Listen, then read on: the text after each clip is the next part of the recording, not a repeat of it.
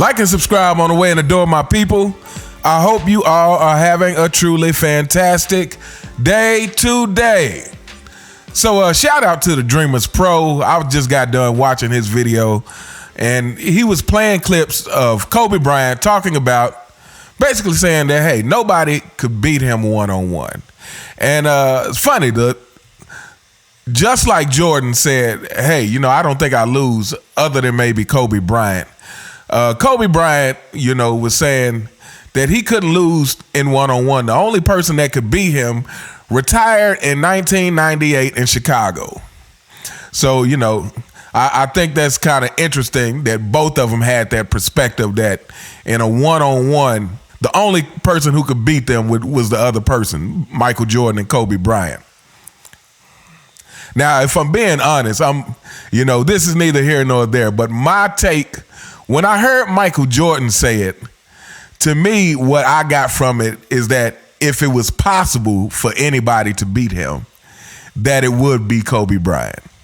That's what I got when I heard Michael Jordan say it. Just basically saying that he didn't think he'd lose, but if it was possible for anybody to do it, he thought it would be Kobe Bryant.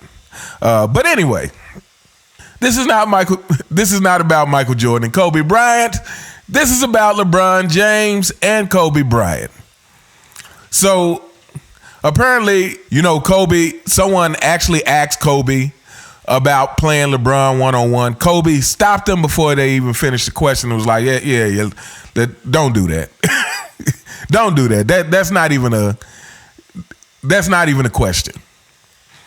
And apparently LeBron James wound up in this same school later on and was asked about what Kobe said. And LeBron James very unconfidently says, I'm taking myself one-on-one against anybody. But then he proceeded to dismiss the question, saying, it would never happen, so why even talk about it? He seemed kind of annoyed that the question was asked, and I would be annoyed if I was him too, if people kept asking me a question to which everybody knows the answer, and that is, I couldn't beat Kobe Bryant one-on-one. I get annoyed at that. But at the same time, to me, that also shows the lack of competitiveness of LeBron James. Kobe definitively said that, hey, no, don't ask me about this. You know I killed this guy. And LeBron James, again, he did not answer with, it doesn't matter if it will happen or not. You are supposed to say, hey, me against Kobe, I'm killing this dude. Who cares what he thinks? I'm telling you I'm killing this dude. But, again, we all know LeBron James is not that kind of competitor.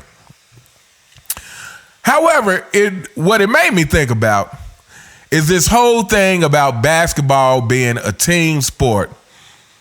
And I feel like that gets said a lot to diminish the players who were great scorers.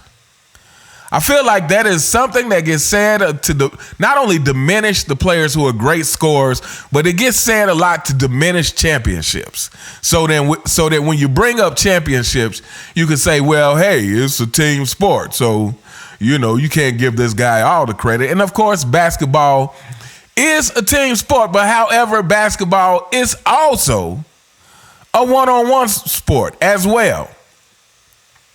Within the team game, there are one-on-one matchups.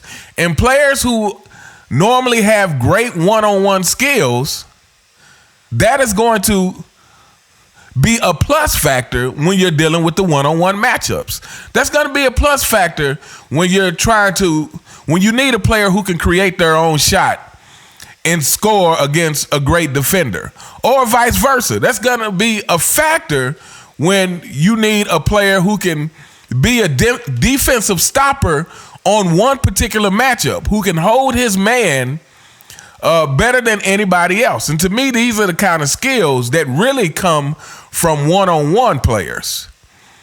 So to me, when you talk about the great scorers in the history of basketball, especially when you're talking about the smaller men, and I mean from the small forwards down, small forward, shooting guard, point guard, to me, the greatest scorers are normally the great one-on-one players. And a lot of them also happen to be great defenders as well. When you're talking about your Michael Jordans, your Larry Birds, your Grant Hills, your Tracy McGrady's, your Allen Iversons. And I apologize because I rarely ever mention any of the current players when I'm talking about the older players. Because, again, I just feel like it's such a different game.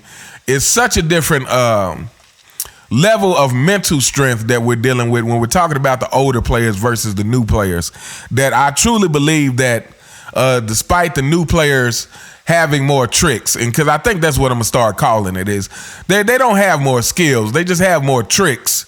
Despite them having more tricks, a lot of them are very unfundamentally sound. And again, they just don't have that mental toughness that I think you would need to compete with some of the older players. But yeah, in general, I feel like the greatest scorers and the greatest two-way players are generally great one-on-one players. Now, I don't care what anybody has to say about what I'm about to say. Fanboys, stay off of my comments with this one. But to me, Larry Bird would destroy LeBron James in a one-on-one. Again, who was the football player that supposedly beat LeBron James in one-on-one? Was it Ocho Cinco or somebody? I can't remember. But, supposedly some football player beat LeBron James in one-on-one. And LeBron James, excuse was kind of, he didn't realize the guy was going to be that fast. But, I thought LeBron James was the fastest, according to everyone else. But anyway, to me, LeBron James' lack of one-on-one skills, again, is one of the things that directly affect him in championship moments. Because he's not that one-on-one player. Because he doesn't have an array of moves to get off a quality shot. And again, I'm going to say this again for you fanboys. A lot of LeBron James buzzer beaters, the one aspect of clutch shots that fanboys love to bring up, but never mind all the other type of clutch shots that there are. They like to bring up this one particular stat, and that is buzzer beaters. But if you go look at LeBron James buzzer beaters, they all look like Hail Marys to me. Again, they do not look like controlled shots that have been practiced so that it's just a routine now. The same way that Michael Jordan and Kobe Bryant looked. Again, when you watch Michael Jordan and Kobe Bryant on clutch shots, it looks very, again, like it's just another part of the game. Because they've done it so much, they've rehearsed it so much in practice that they have moves that they know, okay, I can do this and get off a quality shot every time. LeBron James doesn't have that. And to me, that is a direct reflection of his lack of one-on-one capabilities.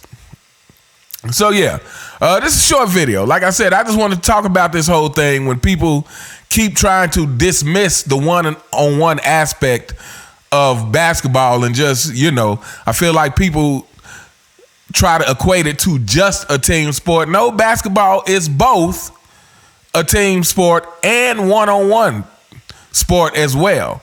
And again, to me, the greatest two-way players and a lot of the greatest offensive players, they are very much one-on-one players.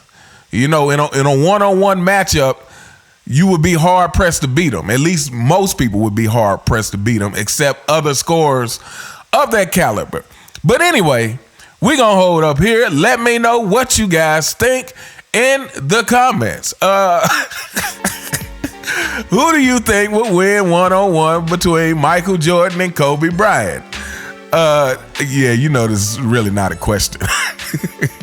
Fanboys, who do you think would really win? Now, do you think it's the person who sounds very confident about his one-on-one ability, or the person who keeps trying to skate around the question? Who do you think would win that? But anyway, let me know what you guys think in the comments. You all have a truly fantastic day, and I'll see you next time. All right.